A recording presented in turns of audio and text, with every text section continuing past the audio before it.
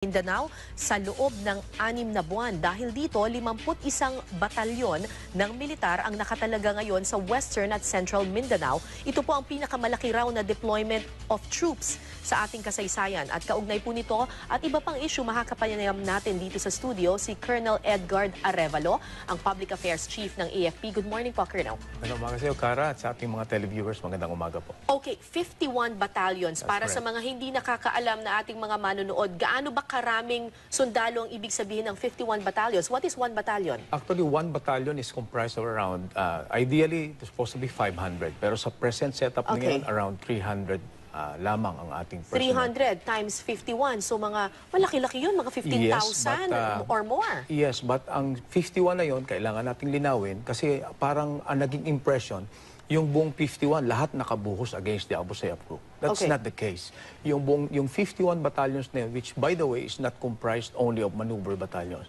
When we say maneuver battalions, yung lahat yung nag-ooperate, gumagalaw. Kasama na sa 51 battalions, dito yung mga support battalions natin. Logistics, artillery, field support, and all other assets na nagmumula sa ibang branches of service to comprise 51. Pero medyo nakakalula yung ganun karami, 15,000 na. Yes, but the reason being, malaki na rin kasi ang malawak na rin ang deployment na pinag-uusapan natin. But if we're going to look at Sulu area, kung nasa ng Abu Sayyaf, for example, like Basilan, Sulu, and some the fringes of Tawi-Tawi, hindi yung buong 51 nandoon. So we have sufficiently numbered battalions there for us to be able to shore up our campaign against the Abu Sayyaf. Okay. Pero, so, 51 battalions is a big number. Yes, that's correct. To counter terrorism. Gaano ba kalaki na ngayon yung mga grupo ng mga terorista? Well, ang tinuturing nating bahagi ng mga terrorist group ay ang Abu Sayyaf group, ang Maute, ang Ansar al-Khilafa Philippines. Gaano ba kalaki yung puwersa nitong mga ito, sir? Hindi sila ganoon kalaki. Subalit ang nagpapalaki at nagpapakomplicate ng situation ay yung kanilang mga supporters and sympathizers na wala tayong eksaktong bilang. Sapagkat pag sinabi nating supporters and sympathizers, they are among the people, they are within the community. They provide assistance, they provide a hiding place. Lahat ng ito na kailangan nating i-factor in our combat against the Abu Sayyaf. Nonetheless, Kara, with the ascent of General Anyo as the new Chief of Staff of the Armed Forces of the Philippines. And timely, pagpasok niya, ma-implement din natin itong DSSP Kapayapaan or Development Security Support Plan Kapayapaan. Oplan Kapayapaan. Yes, or you can call it Oplan Kapayapaan. Ay nagbigay siya ng time frame na 6 months, initially, 6 months para ubusin at lipulin ang grupong Abu Sayyaf, lalong-lalo na ang mga teroristang grupo na nag-ooperate sa bahaging niya ng Mindanao. With that given period of 6 months, titingnan natin, ano ba ang, well actually in the past year, nagkaroon tayo ng first 6-month period and then another 6-month period time ni General Visaya when he was the Chief of Staff. So yung period na yun, nagkaroon tayo ng assessment. Tinignan natin kung ano mga kailangan natin gawin. And this we are going to implement ngayon sa susunod na 6 na buwan kung saan sinabi ni General Anyo that we will defeat and neutralize the Abu Sayyaf members. Alam naman natin na matagal nang nakikipagbakbakan ng AFP dito sa mga terrorist groups na ito and it took them years, ang tagal bago ito talaga tuluyang malipol. Tapos ngayon sasabihin, in 6 months. So, anong may expect natin dito with such a massive deployment of troops, 51 battalions, tapos pagkatapos within 6 months, siguro talagang yun ang tumatakbo sa isip ng mga tao, talagang matinding bakbakan ang mangyayari dito. Ang sinasabi natin, yung 6-month period is a period na magkakaroon tayo ng massive operation and then magkakaroon tayo ng assessment thereafter and then we will make necessary adjustments for the next period. Kasi lahat naman ng plano kailangan may time frame tayo, kailangan time bound yan. Now, pag sinabi natin 6 months period, hindi ibig sabihin na pagtapos ng 6-month period, tapos hindi, ihinto na natin. That's not the case.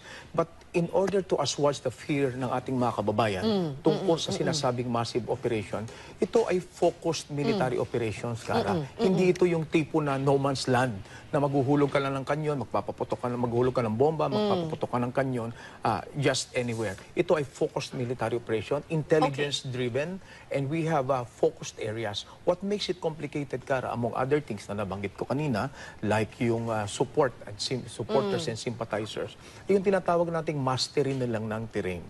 Well, necessarily this has a toll and this has to be factored sa ating conduct ng operations. And besides, tinitingnan din natin, Kara, ang non-lethal or non-combat approaches. Sapagkat itong mga sumasama sa Abu Sayyaf Group, hindi naman lahat ito sumasama dahil they are there for a cause. They are driven by and motivated by money. Yung iba rito sumasama dahil nakakakita sila ng madaling pagkakakita ng pera dahil sa kawalan nila ng pagkakakitaan o hanap buhay. Ito ang isa sa mga approaches na sinasabi natin na na sinusundan natin upang i-empower natin ang ating mga local governments para sila ang maghatid ng hanap buhay, alternatibong pagkakakitaan sa kanilang mga constituents upang ito ay hindi mahikayat na sumama sa mga bandidong grupo. Okay. When you say massive operation, ang unang iniisip ng mga tao, paano yung mga communities kung saan nag-ooperate itong mga terrorist groups na ito? Paano natin make sure na walang mga inosente na maaapektuhan dito, lalo na kung massive ang operation at ganito ka-complex yung sitwasyon na sinasabi ninyo, yung terrorist group maaaring maliit, pero ang suporta niya sa community ay malaki. Yes. So that's a very good question, ano? Kaya sinabi ko kanina, it's intelligence driven. Ibig sabihin, i-identify natin mismo yung mga tao, komunidad, kung saan sila nanduroon. And then what we're going to do is to isolate them from their mass-based support. At then kung kailanganin nating mag-conduct ng operasyon, ito when we say massive, we only mean we are going to employ the assets of the armed forces. We have the air assets, we are our naval assets, and we have the army. And intelligence is very important. When we say focused, we mean surgical. Hindi tayo, kumbaga sa tao, kung mag-oopera tayo, kung may diferensya lamang yung puso, sa puso lang tayo nakapokus. Hindi natin gagalawin yung buong katawan ng tao. So, masasabi nyo that this will not entail yung evacuating communities from... It may necessarily entail ng dislocation or displacement ng tao.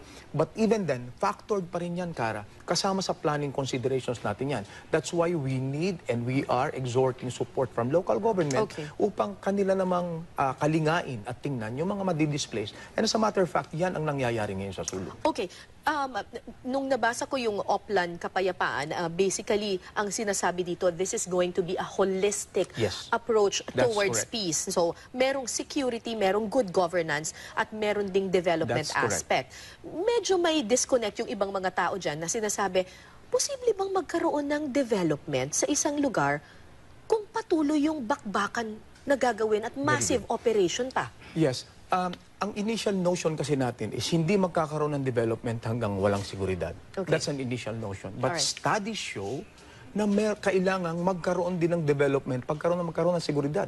Classic example or ito amplify this matter is kung ang mga tao kaya lumalaban sa pamahalaan, kaya nagre-rebelde ay kawalan ng hanap buhay, kawalan ng kaunlaran sa kanilang lugar, which is the common cravings of people nowadays. So kailangan isabay natin. So kayang pagsabayin yun, development projects at bakbakan? Exactly. Kaya nga nandito itong tinatawag naming Oplan, as you were calling, Oplan Kapayapaan. This is going to be an interplay of good governance, of security and development. At ang interplay ng tatlong yan will lead to good nationhood. Okay? National well-being. Ang seguridad ay ang gusto nating ipaliwanag sa pamamagitan nito. Unang-una, ang isa pang aspeto nito, ang kapayapaan, ito ay naka-align sa kasalukuyang pamahalaan. Lalong-lalo na sa kanyang drive against corruption, sa kanyang drive against terrorism and drive against illegal drugs, proliferation of illegal drugs. Totoo po ba yun, sir, na kasi sinabi ni Pangulong Duterte na may ilang terrorist groups daw na may connection din sa droga? Yes. Have you verified this? Yes, we have verified that. Sa mga ibang kampo ng Abu Sayyaf na nakubkob ng ating mga kasundaluhan, nakikita natin that they have drug paraphernalias there. As a matter of fact, in the prior years, may mga operation tayong kinakandak dun sa tinatawag nating Abu Sayyaf flares, may mga tanim sila na marijuana. Talaga, And not only that, we have reasons to believe and we have evidence to show na ang karamihan sa mga nakakalaban ng ating mga sundalo, that's why they were that bold, Okay. they were that daring, at kaya nilang pumugot ng ulo kahit patay na yung ating sundalo is because they are under the influence of illegal drugs. So ganyan ka-pervasive ang ating suliranin sa illegal drugs na tinutulungan ng ating kasundaluhan ang Okay. ating pamahalaan na talunin at tukdin ang tungkulin yan. Isa sa mga nagpapakomplicate nitong itong counterterrorism ay yung ugnayan ng mga grupo lalo na sa Mindanao na towards peace naman, na willing makipag-usap sa Yes. gobyerno katulad ng MILF, ng MNLF. Ito willing makipag-usap ng kapayapaan sa gobyerno, pero meron silang mga links pa rin doon sa mga ayaw naman makipag-usap ng kapayapaan. That goes well researched on your part, Cara. Sa totoo lang, among other complications talaga yung blood relations. But kailangan nating ipaunawa sa Okay. ating mga kababayan kung alin ang masigit nating pahalagahan. Is it going to be blood relations alone? Sapagkat kung blood relations din lamang ang kanilang magiging basihan ng pagtulong at pagsuporta, unawain natin when it comes to illegal improvised explosive devices na pwedeng pasabugin, even their relatives could just be victims of improvised explosive Correct. devices Yeah. na pinapaputok ng mga teroristang grupong ito. So kailangang maunawaan nila, tigit nilang maramdaman na sila ay biktima rin. Na sila at ang kanilang mahal sa buhay ay maaaring maging biktima At rin. kaya yan in 6 months, sir? Hindi natin sinasabing, Magpapaliwanag, hindi natin, intelligence. we can to get together with the support of local government. Okay. Kaya po napakahalaga ng local government dito. That's why we were saying sa Oplan Kapayapaan, kasama na po rito ang pagpapaliwanag sa ating mga kababayan na kailangan po ang tulong ng ating mga kababayan, ng ating local government upang ang seguridad na ginagawa at tinatrabaho ng inyong Armed Forces of the Philippines Okay. ay may sakatuparan natin. Okay, moving on to another issue. Alam naman po natin na the President is, pagdating sa foreign policy, sabi niya independent foreign policy, at Yes. nakikita rin natin na nagkakaroon ng, kumbaga, shifting of alliances. Dati, talagang sa Amerika tayo More inclined. Ngayon, nakikipagkaibigan na, bukas na tayo sa China at sa Russia. In fact, pumunta pa nga dito yung ilang opisyal ng Russia at yung kanilang barkong pandigma. Paano ang magiging epekto nito sa AFP? Alam naman natin may visiting forces agreement tayo, pero gusto na itong ipa-terminate. At alam natin, marami sa mga kasundaluhan natin ay US trained. Talagang ang military strategies natin US, sa US. Australia. Paano magiging epekto nito Yes. sa AFP, sir? Unang-una, ang gusto nating maunawaan nating mga kababayan, medyo napansin lang yan during the time of President Duterte. Right. Pero even before the term of President Duterte, we have already been allying with other countries. Ang Pakistan, ang India, ang Brunei, bumibisita na po yan sa ating bansa. I'm referring particularly sa ating Navy, sapagkat may mga Navy-to-Navy engagements na tayo. Ganun din po ang Army.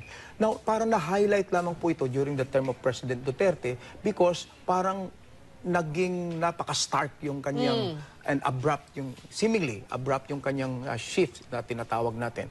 But actually, sinabi na rin po ng ating Secretary of National Defense, Secretary Lorenzana, na even if we're going to have exercises or we are at least looking at the possibility of exercises with these countries, hindi naman natin ite-terminate o tatanggalin yung ating visiting force agreement with the United States. Ano po bang Magpapatuloy pa rin po yan. magiging epekto sa ating AFP kung tuluyang kumalas tayo sa Amerika sa larangan ng military? I think that at this point that is hypothetical. Apo, No, na hindi natin dapat mapag-usapan pa kaagad sa ngayon. But suffice it to say na mahalaga na makipag-train din tayo sa ibang mga bansa. Okay. Maunawaan natin yung kanilang doktrina and at the same time, sila naman maunawaan din natin nila ang ating conduct ng ating operations, ang ating doctrines. We have to look at our own techniques, tactics, and procedure and look at it with regard to the bigger perspective. Pero kaya ba ng Pilipinas na totally kumalas sa Amerika? Well, as I was saying, yan ay sa ngayon ay hypothetical pa lang. Okay. And we are not, at sinabi naman ng malinaw, we are not severing ties with the the Americans. US. So I think that's a non-issue already. Okay. Pero ang napakahalagang punto na gusto natin i-emphasize dito ay magiging mahalaga para sa ating sandatahang lakas ng Pilipinas ang makipag-train tayo, With other countries. mag-train tayo sa ibang bansa, gaya ng Hapon at iba pang mga bansa, sapagkat unang-una, sa larangan na lamang ng counter-terrorism, anti-piracy, humanitarian assistance and disaster response, I think this knows no boundaries. Correct. Lahat ng bansa na pwede tayo magkatulong-tulong at sa panahon ng kagipitan at pangailangan, napakahalaga ng interoperability na ang kanilang doctrines ay kaya nating isabay, lalong-lalo sa HADR. Our communications facility should be able to really communicate and talk. Kung hindi natin ito gagawin through these exchanges, baka pag dumating ang mga pangangailangan na ito, piracy, terrorism, At lagi HADR, laging nandyan, the new normal as they Yeah. say, baka hindi tayo maka-operate ng sabay sa kanila. So ang madideprive ay ang benepisyo na pwedeng madala sa ating mga At kababayan. lagi namang mas mahalaga na maging bukas tayo sa Exactly. lahat ng iba't ibang pagpalitan ng kaalaman. Exactly. At dapat talaga ang ating bansa ay lumalabas sa ating mga shorelines, sa ating mga karagatan upang masigit tayong makilala na isang bansang Pilipinas na meron ding kakayahan. In terms of armed forces. On a lighter note, sir, or on a different matter naman, kasi alam naman natin everybody's preparing for the Miss Universe pageant. Pati ba ang AFP ay kasama dito sa paglalatag ng seguridad para sa Miss Universe pageant and also the upcoming ASEAN Summit? Yes, Cara. As a matter of fact, we are actively participating with the Philippine National Police. Although we are in the support role in a way, but ang atin pong armed forces ay handa, kagaya ng ating ginawang pagtulong sa Philippine National Police sa nagdaang translasyon. Meron bang Nazareno. mga banta na nare-receive kayo or wala naman? As we were saying, Cara, up to now, wala tayong direktang threat na nare-receive or na monitor that targets the Miss Universe pageant at ito pong darating na ASEAN Summit. Well, that's good news. Be that as it may,